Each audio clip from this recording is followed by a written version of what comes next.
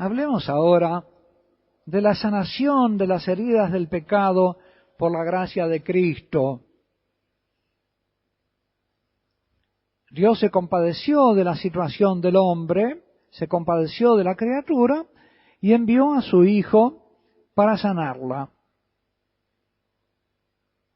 Hago una pequeña digresión porque me sobrecoge el asombro de cómo el Padre quiere hacerlo todo a través de su Hijo. El Padre eterno lo hace todo a través de su Hijo eterno. No obra directamente el Padre, obra a través de su Hijo. La creación la hace el Padre a través del Verbo eterno. Y la obra de la salvación la hace también a través del Verbo eterno hecho hombre. Es como el modo de obrar divino, es así. El Padre obra a través del Hijo. Pero este modo de obrar divino del Padre a través de su Hijo Jesucristo es también el modo que tiene de obrar a través de nosotros, queridos hermanos. El Padre quiere obrar a través de nosotros.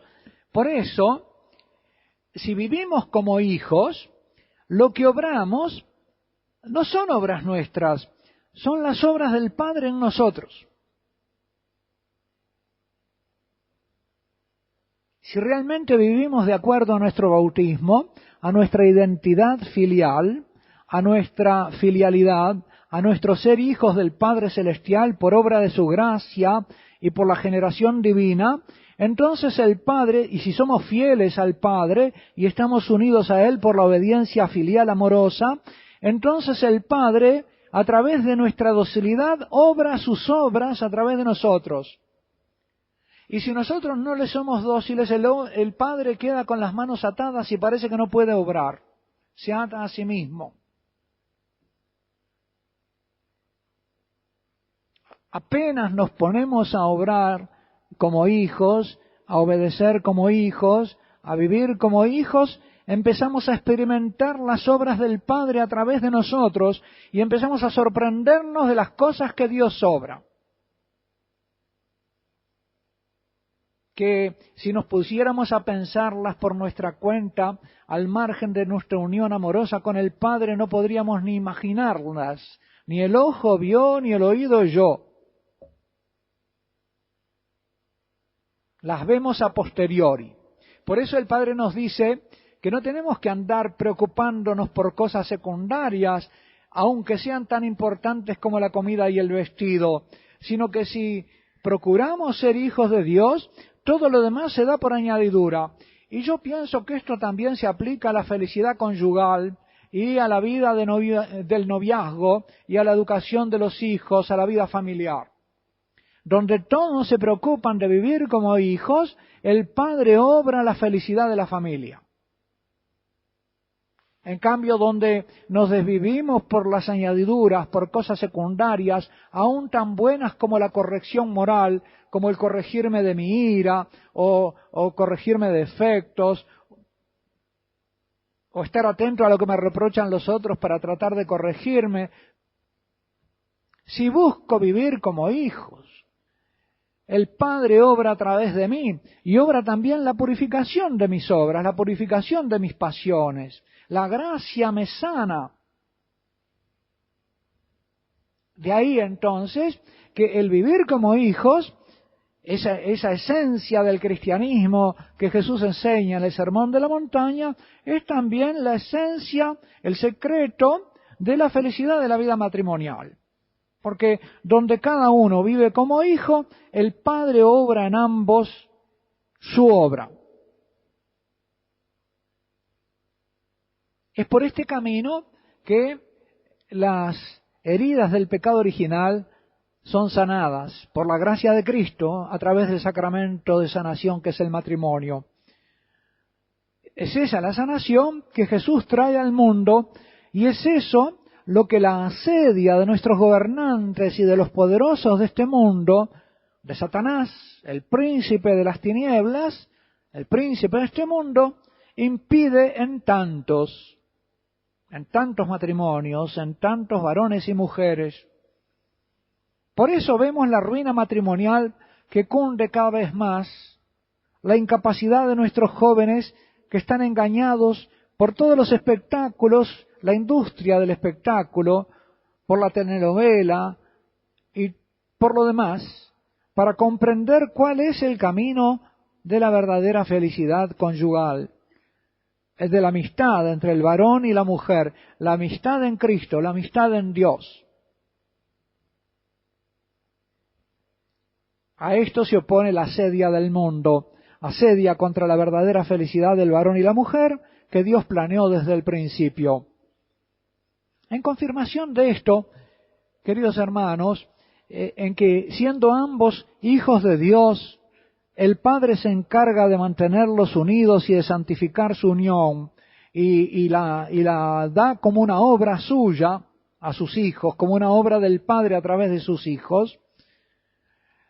Está el hecho de que los primeros cristianos, los esposos de los primeros cristianos, entre los primeros cristianos, solían llamarse hermano y hermana.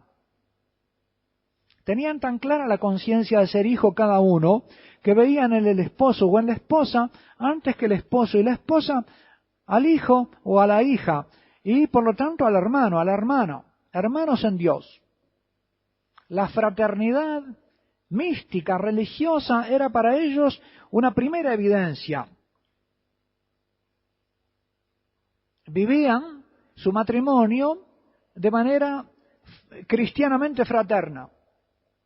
Tanto es así que, sin duda porque los veían llamarse hermano y hermana, entre las leyendas negras que circulaban alrededor de los cristianos y que motivaban la persecución, era que se casaban entre hermanos. Habían oído, ¿verdad?, que comían sangre humana, carne humana, por la Eucaristía, y que se casaban entre hermanos.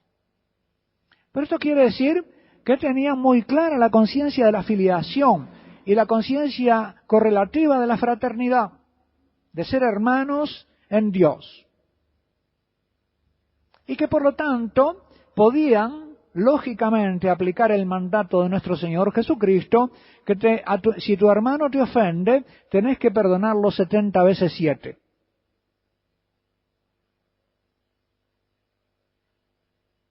El remedio cristiano lo propone también Pablo en la carta a los Efesios. El remedio cristiano a esta herida del pecado original en el varón y la mujer. ¿Cuál es el camino místico elevado por el cual la santidad cristiana supera la herida del pecado original? Que el varón dice, al varón que le dice, tienes que amar a la mujer como Jesús a la iglesia. Sacramento grande. Es decir, ser capaz de morir por ella.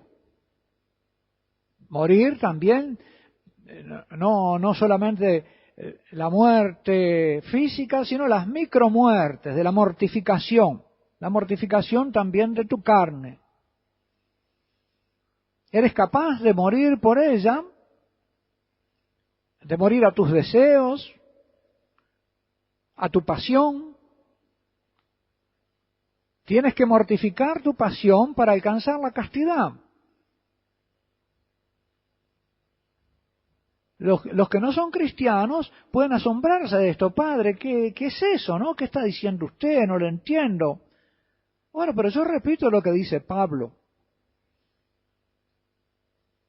Esto, ciertamente, no es el lenguaje corriente en el mundo de hoy. Pero es lo que hay que decir porque esta es la verdad.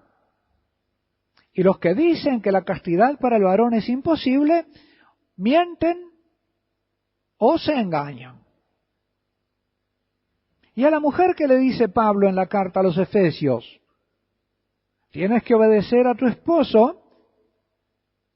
Cuando tu esposo es así, cuando tu esposo es alguien capaz de morir, entonces tú también te conviertes en alguien capaz de obedecerle.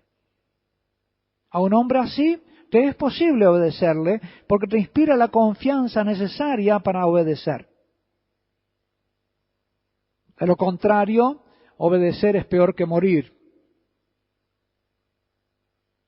En eso consiste la restauración maravillosa de la herida del pecado original en ella, porque así ella es salvada de la vehemencia de sus deseos. Hemos dicho, ¿verdad?, que la mujer se desordena no porque sus deseos sean malos, sino porque, siendo buenos, se hacen exageradamente vehementes. Se exasperan. Hay una exasperación del buen deseo que no admite medida.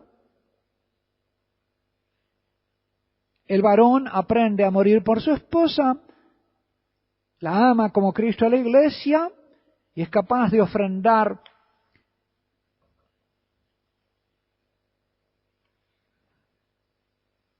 y descubrir que muriendo a su pasión encuentra una felicidad mayor, la felicidad humana, porque la otra tiende a bajarlo a lo instintivo o a dejarlo al nivel instintivo.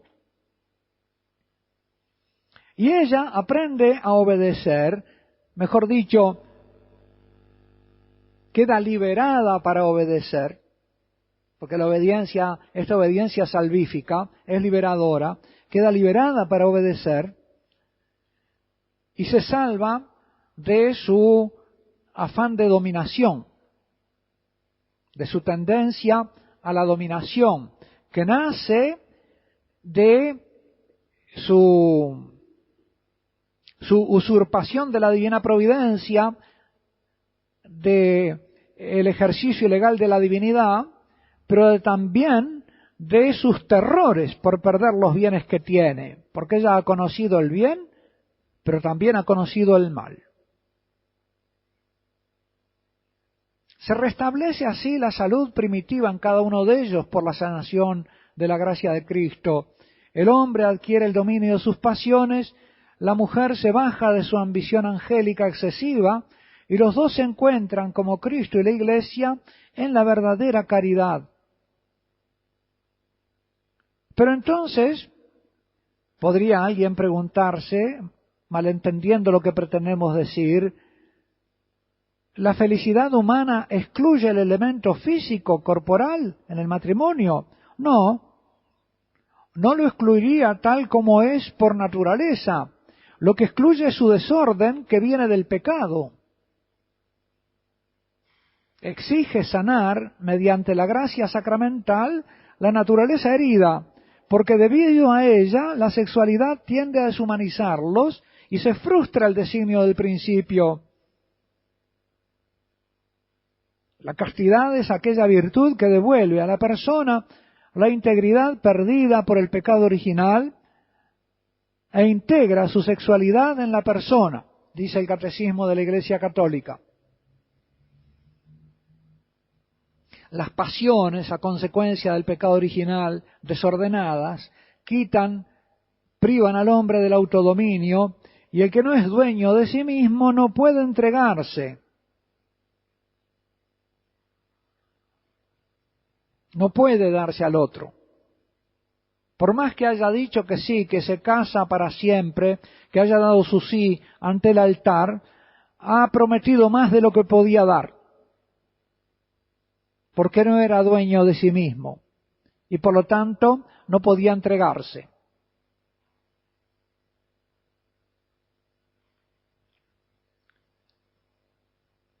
Abelardo Pitot dice en un libro suyo, El alma y su cuerpo, la voluptuosidad propia del sexo, está hablando de la sexualidad humana tal como se da históricamente a consecuencia del pecado original, al hacer perder al alma su autodominio y señorío, la deja con una fuerte sensación de que se ha perdido por unos pocos instantes a sí misma, que ha perdido como el dominio de sí misma, ha perdido pie en sí misma, que se ha entregado y sometido enteramente a la vehemencia de lo biológico y pasional, que ha caído por un momento bajo el dominio animal. La propia imagen de dignidad de la persona espiritual, dignidad que se basa en cierto dominio sobre sí, ser dueño de sí, y sobre el cuerpo, se ve como ultrajada, como que el hombre se avergüenza de sí. El relato del origen habla de esa vergüenza, por la cual, ¿verdad?, apenas han pecado, se avergüenzan el uno del otro y de la presencia de Dios.